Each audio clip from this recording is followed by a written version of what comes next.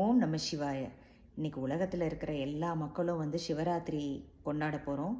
யூஸ்வலாகவே சிவராத்திரிங்கிறது February இல்லாட்டினா March மாசி மாதத்தில் மகா சிவராத்திரி நம்ம செலிப்ரேட் பண்ணுவோம்.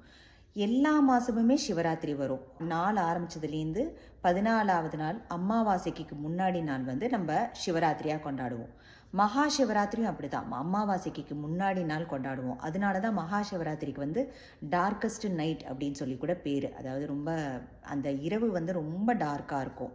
ஏன்னா அமாவாசைக்கு முன்னாடி நாள் வர்றதுனால. ஏன் மகா சிவராத்திரி ரொம்ப ஸ்பெஷல்னாக்க, அன்னைக்கு கோள்களில் நிறைய மாற்றங்கள் நிகழும். அதனால யூஸ்வலாக இருக்கிற எனர்ஜியை காட்டிலையும் மகா சிவராத்திரி அன்னைக்கு எனர்ஜி கொஞ்சம் அப்சர்ஜாக இருக்கும், கொஞ்சம் ஜாஸ்தியாக இருக்கும். அதனால அன்னைக்கு மெடிடேஷன், யோகா இல்லாட்டினா பஜனைகள், டான்ஸ் ஃபார்மில் சுவாமிக்கு ஸ்பிரிச்சுவல் திங் ஏதாவது பண்ணினோன்னாக்க நமக்கு நிறையா பெனிஃபிட்ஸ் கிடைக்கும். மோரோவர் நம்மளோட பாடி யூஸ்வலாக ஸ்லாண்டிங் பொசிஷனில் இல்லாமல் அப்ரைட் பொசிஷனில் ஃபுல் நைட்டு இருக்கணும். யூஸ்வலாகவே சிவராத்திரி அன்னைக்கு நம்ம யாருமே தூங்க மாட்டோம். ஒரு கதையில் சிவனுக்கும் பார்வதிக்கும் திருமணமான நாளை தான் நம்ம சிவராத்திரியாக கொண்டாடுறோம்.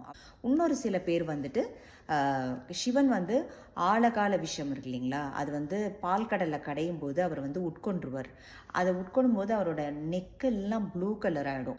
அதை கொஞ்சம் தணிக்கிறதுக்கோசரம் 4 காலமும் பூஜை பண்ணி மகா சிவராத்திரியாக செலிப்ரேட் பண்ணுறோன்னு சொல்லிட்டு சில பேர் கொண்டாடுவாங்க.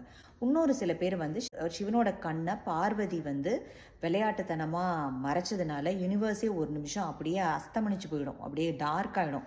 அதை ஒளி கொடுக்கறதுக்கோசரம் மகா சிவராத்திரியாக கொண்டாடுறோன்னு சொல்லுவாங்க. எல்லாருமே மகா சிவராத்திரி நல்லா கொண்டாடுங்க. அவங்க எல்லா குடும்பத்துக்கும் எல்லாமே நல்லதாக நடக்கட்டும். ஓம் நம சிவாய.